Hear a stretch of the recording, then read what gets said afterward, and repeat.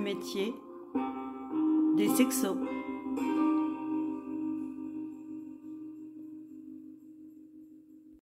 Bonjour, je m'appelle Pascal Skomski.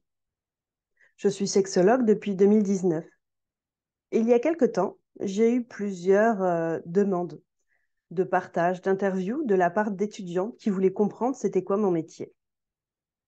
J'ai pris plaisir à échanger avec elles, avec eux, et je me suis rendu compte qu'il aurait été plus judicieux de créer une sorte de catalogue du métier des sexos, car j'ai une certaine manière de proposer mes accompagnements. Et mes collègues ont d'autres ressources et d'autres manières de proposer leurs accompagnements.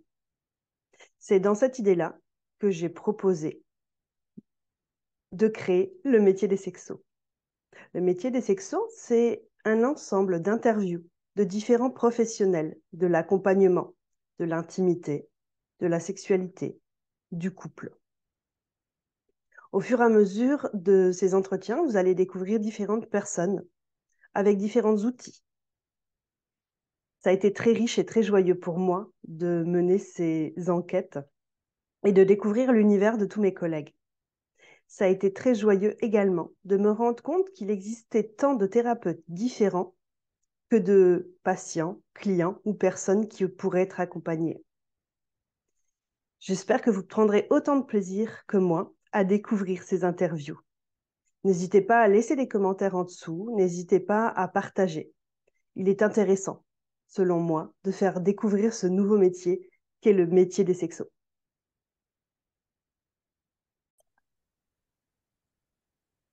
Tout d'abord, merci beaucoup d'avoir accepté la proposition de venir te faire interviewer et parler de ton métier.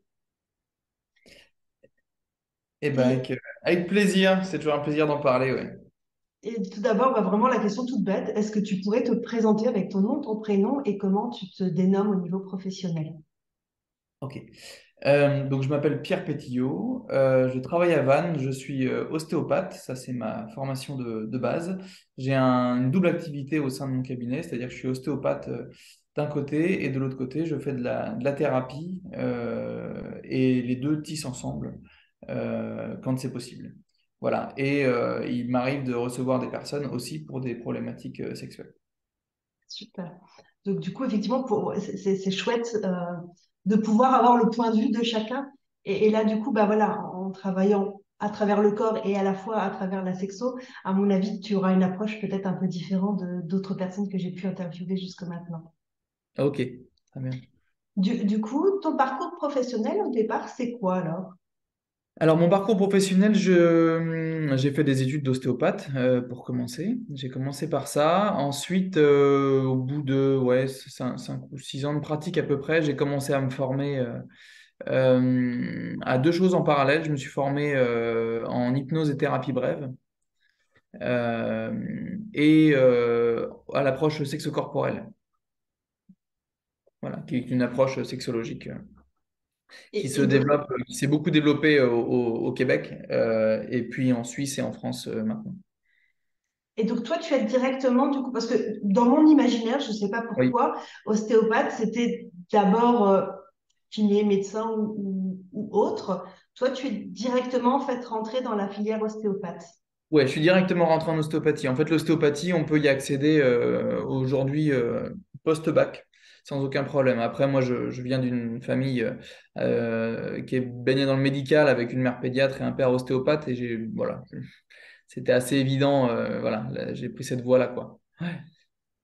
Et du coup, cette ouverture-là sur la sexo-corporelle, qu'est-ce qui t'a motivé à venir creuser ce champ de compétences-là?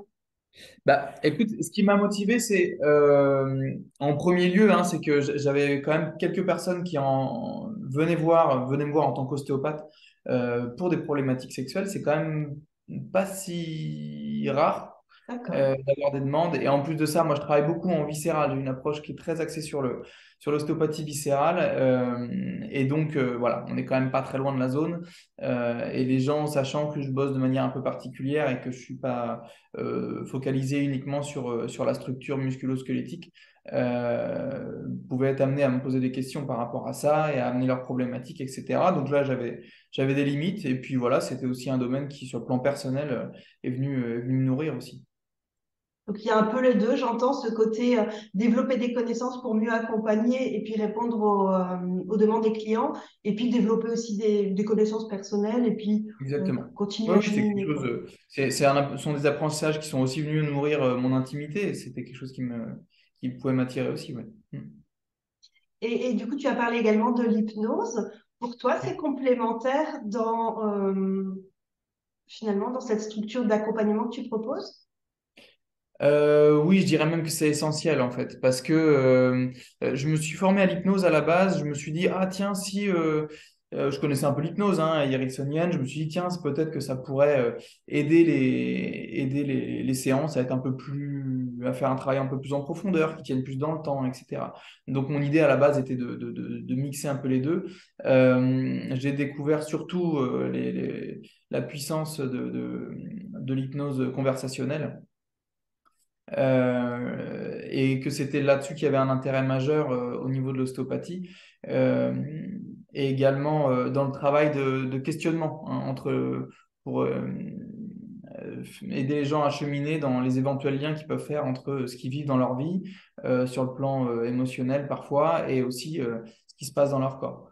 Donc ça, c'est ce que m'a appris majoritairement le travail en hypnose, euh, que je j'utilise pas tant sur le plan formel dans les prises en charge purement ostéopathiques. Voilà. Mais par contre, ça a beaucoup fait évoluer ma pratique au niveau de la relation avec les personnes. C'est-à-dire, toute la relation thérapeutique a été complètement transformée dans ma façon de parler, de me positionner, d'utiliser mon langage corporel, de lire le corps, de lire le langage corporel des gens, etc. Voilà. Ça, c'est venu se nourrir comme ça. Donc oui, l'hypnose, en fait, maintenant, c'est même, ça a infiltré chaque seconde de ma pratique. Super, c'est vraiment super intéressant. Et donc, du coup, de manière très concrète, comment tu exerces? Comment j'exerce? Bah, tu vois, comme je te disais au début, à un moment, j'ai essayé de mixer tout ça, euh, d'en faire une seule et même pratique. Et peut-être qu'un jour, c'est ce qui se passera, mais finalement, je me suis rendu compte que, il y avait des limites à ça, et que de pas toujours savoir, ça mettait un flou en fait. Mhm. Je me suis rendu compte à quel point les attentes des personnes quand elles viennent me voir, c'est pas du tout les mêmes si elles ont une attente de occupez-vous, s'il vous plaît, occupez-vous de mon corps qui est en difficulté. C'est pas la même attente d'imaginer que dans cette séance, on va s'allonger sur la table et on va plutôt être dans un lâcher-prise et laisser le praticien faire ce qu'il sait faire avec ses mains, même s'il pose une ou deux questions éventuellement. Mais en fait, l'engagement n'est pas du tout le même que de se dire, OK, là, émotionnellement, psychologiquement, j'ai des difficultés et je vais aller faire une demande d'aide à quelqu'un. L'engagement n'est pas du tout le même.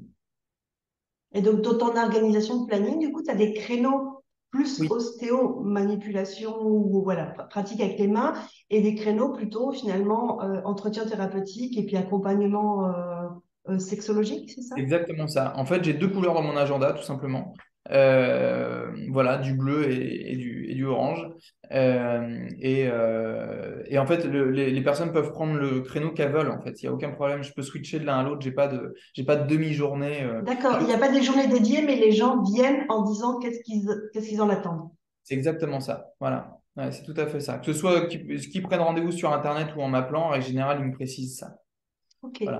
Des fois, il peut y Et avoir une petite surprise, mais je vais poser la question tout simplement. Quand je vois qu'il y a un flou, je pose la question, est-ce que vous venez là aujourd'hui pour mes compétences d'ostéopathe ou pour mes compétences en thérapie?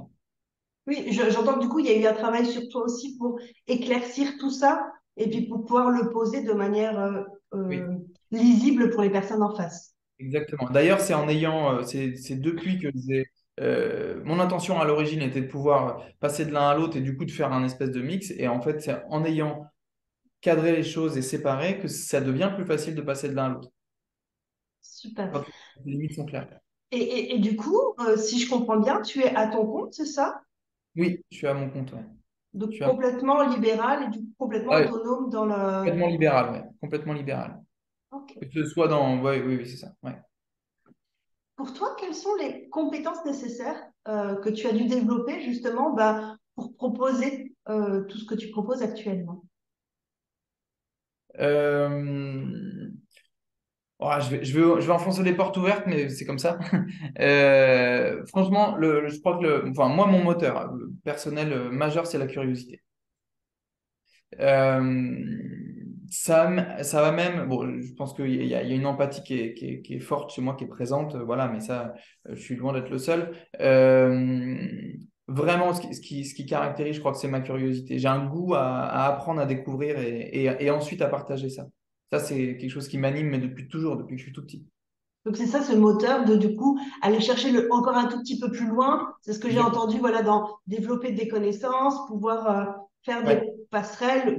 Vraiment, c'est vraiment ce moteur de approfondir, c'est ça? Oui, ouais, ouais. Ouvrir les possibles en fait. C'est-à-dire qu'à chaque fois que je mets les pieds dans une nouvelle formation, j'ai l'impression d'ouvrir une porte et découvrir un nouveau monde et comme si mon monde s'élargit à ce moment-là.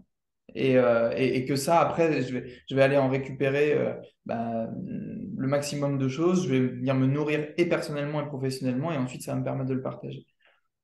Et plus particulièrement dans la prise en charge, qu'est-ce que tu penses que peut-être que tu avais ou que tu as développé comme compétences euh, bah, qui font que du coup les gens cheminent réellement avec toi? J'ai deux choses qui me viennent. Le calme, déjà. Je pense que j'ai une compétence à pouvoir voilà, garder mon calme et accueillir les choses. Ça, je pense que c'est important. L'autre élément, euh, je dirais que je pense qu'une des compétences qui est présente depuis longtemps mais qui se développe, euh, c'est avoir le bon chez les gens. Tu vois, Est-ce que tu arrives à développer un petit peu du coup? avoir Ouais. ce qu'il y a de beau, ce qu'il y a de beau Ok. derrière une espèce souvent de couche de souffrance qui parfois, chez certaines personnes, donne plutôt des comportements de l'ordre de la méfiance, de la défiance même parfois, avec parfois des mots un peu durs ou des attitudes très figées, etc. C'est difficile quoi quand on va chercher quelqu'un dans la salle d'attente et que la personne répond pas à notre grand sourire par un grand sourire, tu vois. Euh, ça, je crois que j'ai une capacité à lire derrière ce qui va. Je vais trouver le petit truc quoi, qui va faire que je vais m'attacher quand même. Enfin, pas que je vais m'attacher, mais faut que si. Mais que je vais voir quelque chose de beau qui va me donner envie d'y aller quoi. Ce que j'entends, c'est du coup pas s'arrêter à la première image ou à la Oui. première perception qui pourrait être Ouais. un peu de la défense, Ouais. mais du coup de toi être dans une telle accueil que finalement tout peut être accueilli dans la personne, quoi. Ouais, tu vois, tout peut être accueilli, oui et non, parce que des fois, il peut y avoir des comportements qui sont pas acceptables. Et quand c'est pas acceptable, c'est pas acceptable, mais c'est le comportement qui est pas acceptable. Par contre, ça n'en rend pas moins la personne tout à fait accueillable. Tu vois ce que je Ouais, veux dire? c'est Et super ça, intéressant, oui. c'est important. Et ça, je pense que je l'avais déjà un peu de base. Je l'ai développé avec l'hypnose, les thérapies brèves, et je l'ai encore plus compris avec la formation que j'ai pu suivre ensuite et pour laquelle je suis devenu formateur, qui est la thérapie du lien et des mondes relationnels. Ah, je veux bien du coup que tu développes un tout petit peu. Alors, la thérapie du lien et des mondes relationnels, c'est une approche, on va dire, si on veut simplifier un peu, qui est à la croisée des chemins avec les courants, les différents courants de l'hypnose, des thérapies stratégiques, qui s'est inspiré aussi du travail de l'EMDR sur les psychotraumatismes. C'est un psychiatre de Nantes qui a développé ça, psychiatre et pédopsychiatre, qui s'appelle Éric Bardot, qui a développé son institut qui s'appelle Institut Mimétis et qui propose cette formation-là. À la base, elle s'appelait HTSMA, Hypnose, Thérapie Stratégique et Mouvement Alternatif. Et elle est devenue une thérapie en soi et s'appelle aujourd'hui la thérapie du lien et des mondes relationnels. Voilà, c'est une thérapie qui met au centre la relation et le corps en relation. Voilà. Et qui Et s'intéresse au monde relationnel, c'est-à-dire à toutes les relations qui nous ont construites et qui font que c'est comme si autour de nous, on se balade avec notre monde relationnel. Tu vois, on se balade avec, et de temps en temps, il y a des gens qui se développent dans des mondes relationnels qui sont, on va dire, traumatiques, traumatisants. Il ne s'agit pas juste d'un psychotraumatisme, mais c'est l'enveloppe qui aurait dû être sécure ne l'est pas, et puis il y a tout un tas de choses qui fonctionnent mal et qui font que le développement se fait mal, en tout cas pas de manière saine. Et ça va développer des comportements, des façons d'agir qui vont être des tentatives de solutions pour essayer de se défendre, mais souvent dans un mécanisme de seul au monde. Donc en fait, le fait de voir ça, maintenant, quand j'observe les comportements, je vois plus la carapace avec lequel je suis en lien, ou le mur, euh, que la personne qui est derrière, tu vois. Enfin, j'observe qu'il y a la carapace, il y a ce mur, et il y a qui empêche la relation, et il y a la personne qui est derrière. Et c'est Et comme si tu avais une conscience qu'il y avait plusieurs choses à observer oui, et que tout à fait. l'idéal, c'est d'accompagner la personne à pouvoir s'observer derrière, quoi, Ouais, c'est tout à et à fait ça. développer ses compétences de ce qu'il y a derrière. C'est tout à fait ça. Ouais. Et du coup, tout le travail est comment est-ce qu'on va se débrouiller ensemble pour pouvoir entrer en relation. Et ça fait partie de mon boulot et de thérapeute et d'ostéopathe. Tu vois, quand je pose les questions aux gens, c'est tout le temps présent, quoi. C'est-à-dire, voilà, est-ce qu'on est en relation là ou est-ce qu'en fait, c'est juste un malade ou un patient qui amène son problème et qui demande à un technicien de lui régler son problème, tu vois? Ou est-ce qu'on est sur une relation humaine là, qui pourrait s'installer? Donc, ce que j'entends, c'est une grille de lecture aussi qui te permet d'aller en profondeur dans des sujets, mais de manière un peu sécurisée aussi. Oui. Oui, tout à fait. C'est de sécuriser. C'est l'intention première, c'est sécuriser le terrain. Super, Sécuriser c'est très très riche, c'est super intéressant. Par rapport à la sexologie et à la vie intime, sur les réseaux un peu partout, il y a de plus en plus de connaissances qui se diffusent. Et parfois, ces connaissances, elles sont un peu opposées ou elles sont un peu contradictoires. Justement, comment toi, tu as fait au départ pour t'orienter vers ce que tu fais actuellement et qu'est-ce qui t'a permis de capter qu'est-ce qui était bon, qu'est-ce qui n'était pas bon pour toi et aussi comment tu aides les patients que tu accompagnes à faire la part des choses entre toutes ces multiples informations. C'est une question assez complexe et en même temps, je vais essayer d'y répondre simplement, juste avec mon parcours. C'est-à-dire qu'en fait, ce qui m'a amené à aller d'un endroit à un autre, c'est les rencontres. C'est-à-dire, c'est la confiance dans la personne qui va me dire ah, tiens, moi j'ai fait cette formation-là, c'est top, machin. Et comme il y a une confiance qui est présente avec cette personne-là, c'est comme ça que je vais en confiance et que je me dirige. Mais ça, j'ai fonctionné comme ça toute ma vie. Quelqu'un en qui j'ai confiance qui me dit tiens, essaye ça, bah, en général, j'y vais, quoi. Enfin, souvent. Donc voilà, si ça m'anime en tout cas. Donc là, ouais, c'est plutôt comme ça, moi, que je vais faire. C'est plutôt la. Je vais rarement chercher des informations, tu vois, sur Internet ou juste dans un bouquin que je trouve comme ça en pianotant. Très rare, en règle générale, c'est parce que quelqu'un m'a conseillé un livre en me disant ça, faut que tu lis ça, c'est top, quoi, tu vois. Donc vraiment, c'est le relationnel et la confiance qui vient tisser, qui vient diriger mes choix en général. Donc, c'est pas forcément qu'au départ, tu as la question, c'est plutôt qu'à un moment donné, les choses font que il y a un sujet qui va se développer pour toi et qui est Oui, intéressant ou pas de développer. ouais, tout à fait. Tout à fait. C'est souvent comme ça, ou de temps en temps, bah, je vais aller poser des questions à quelqu'un parce qu'il y a des choses qui me posent question, une personne en qui j'ai confiance, et là, elle va me dire, bah, si tu veux aller plus loin là-dedans, et que ma réponse est pas tout à fait suffisante ou que tu as envie de creuser, bah, va plutôt chercher par là. Voilà. Et c'est en échangeant notamment avec une sage-femme sexologue, euh, et qu'on parlait de patients, etc. Et elle m'a dit, mais toi, si ça te botte, fais la formation sexo-corporelle. Et du coup, j'y suis allé. Et c'était passionnant. Ouais. D'accord, oui, donc c'est ce maillage entre aussi les personnes de confiance qui peuvent apporter aussi une plus-value finalement parce que ça a déjà été expérimenté ou euh, parce qu'en fait, ce qui est proposé, c'est pas ça vient pas de n'importe où, quoi. Et oui, parce que c'est des personnes en qui j'ai confiance à la fois sur leurs connaissances, euh, j'ai envie de dire sur leur capacité de discernement, et aussi parce que ce sont des personnes avec qui on partage des valeurs. Et donc je sais très bien que quand elles vont me diriger vers une formation ou un bouquin, c'est qu'elles s'y sont retrouvées sur ces deux plans-là. Quels sont pour toi les avantages et les inconvénients de ta profession actuellement? Alors, attends, je reviens juste si c'est OK pour Oui, toi, bien sûr. parce que tu m'as posé la question en ce qui me concerne pour mes choix et comment j'accompagne les personnes, tu vois, Oui. pour faire le tri là-dedans. Franchement, je le fais pas vraiment.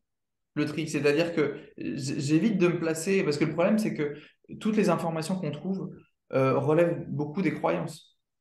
Tu vois, et même à la limite, une étude va donner une chose, une autre étude va donner autre chose, et c'est croyance contre croyance, alors qu'en fait, les gens, quand ils arrivent dans le cabinet, c'est pas juste, c'est pas que pour faire le tri, quoi. C'est qu'en fait, ils ont beau chercher des informations, ils ne trouvent pas ce qui vient répondre à leurs problématiques. Et en règle générale, c'est parce que la problématique, de ce que je peux en observer, c'est qu'elle n'est pas dans les connaissances, ou ça peut arriver évidemment.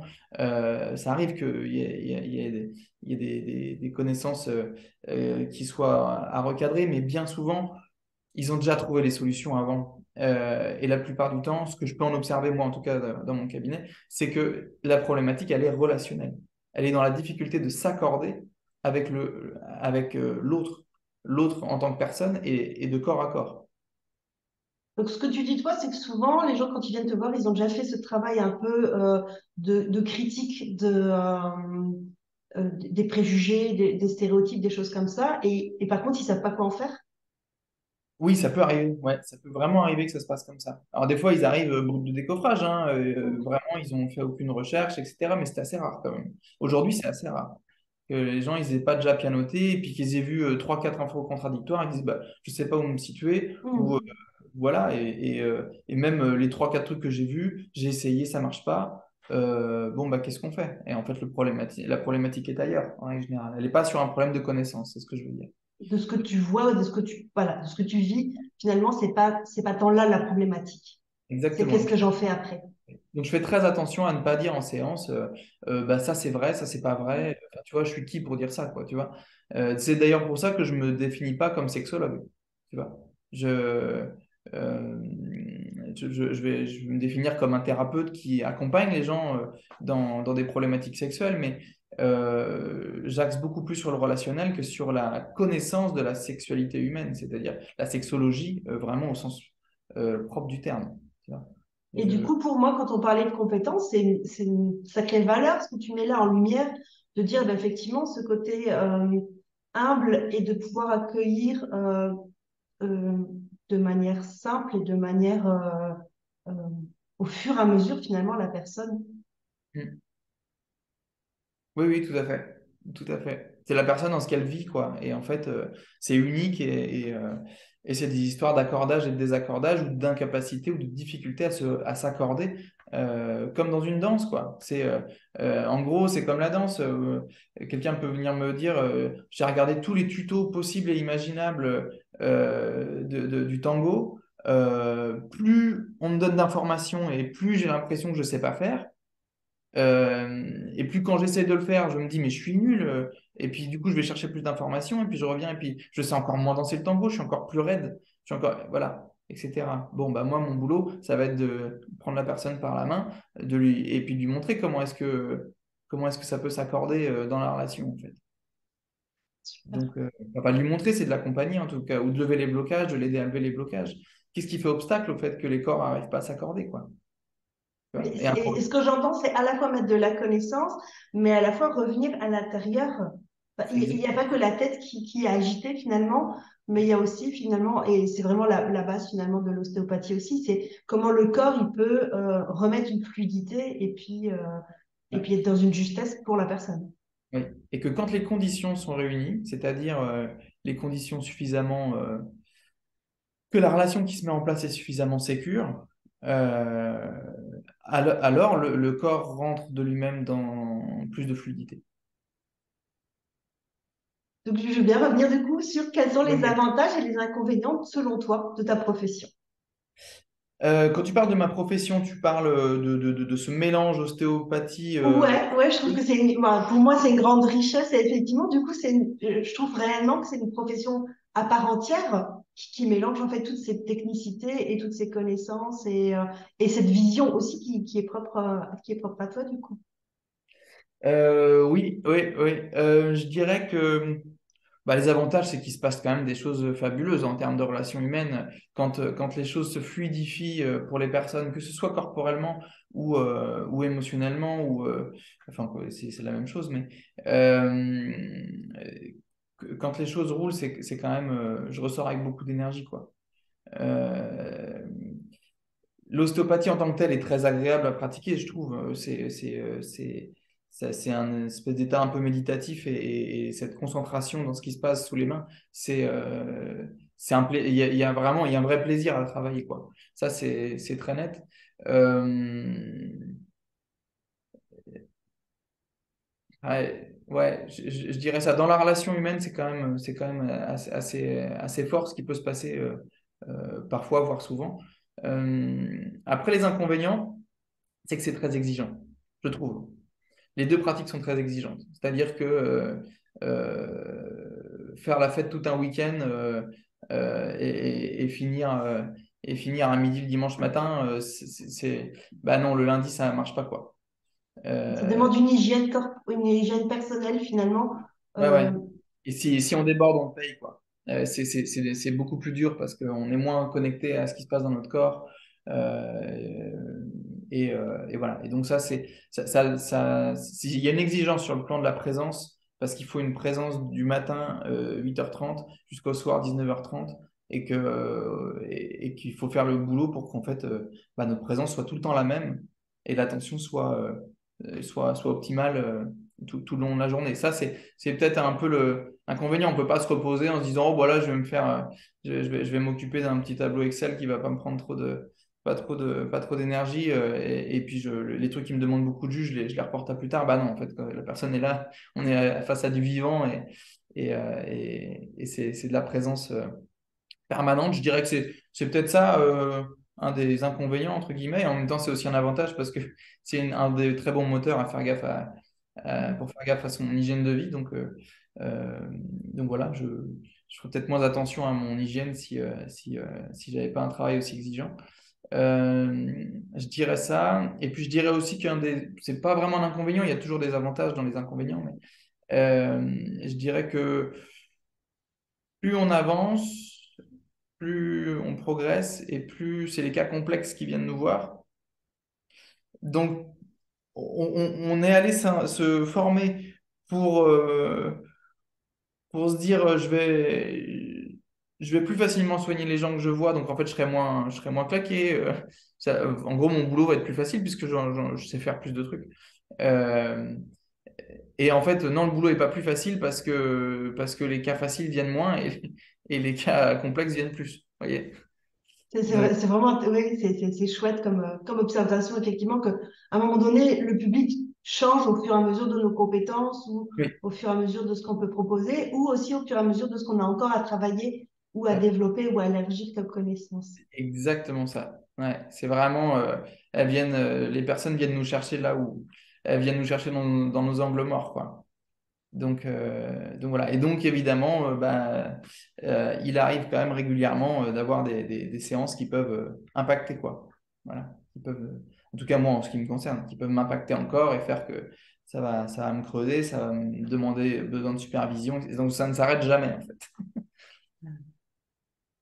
Alors, comme une de tes valeurs, c'est la curiosité, effectivement, ça peut être perçu pour quelque chose de positif pour toi, mais effectivement, derrière, ça rajoute une charge ou ça rajoute, bah, c'est pas juste finalement les heures de consulte, mais c'est tout ce que ça engage derrière également, quoi. Ouais, oui, oui. Et du coup, ça donne des vagues, mais en fait, c'est les mêmes vagues je travaille depuis 13 ans, c'est les mêmes vagues depuis 13 ans, avec des moments où je me dis, waouh, il est incroyable ce métier, et des moments où je me dis, mais pourquoi tu fais ça?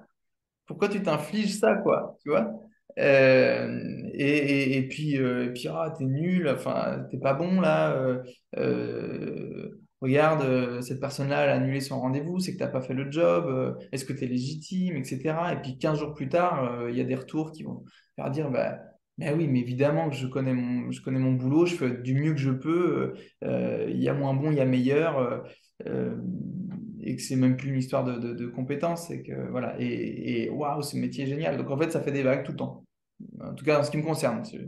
Voilà. Et ce que je me rends compte en faisant les interviews aussi, c'est que des fois, les personnes, comme elles connaissent pas nos métiers, bah, elles viennent parce qu'elles ont entendu parler ou parce que c'est le plus proche ou enfin, peu importe la raison. Mais du coup, des fois, c'est peut-être pas le bon accompagnement pour cette personne-là à ce moment-là. Oui. Oui, ça peut arriver. Ouais. Bah, ça, je recadre assez rapidement en général. Ouais. Enfin, je recadre, c'est pas que je recadre, c'est que on met le bon cadre au bon moment, quoi.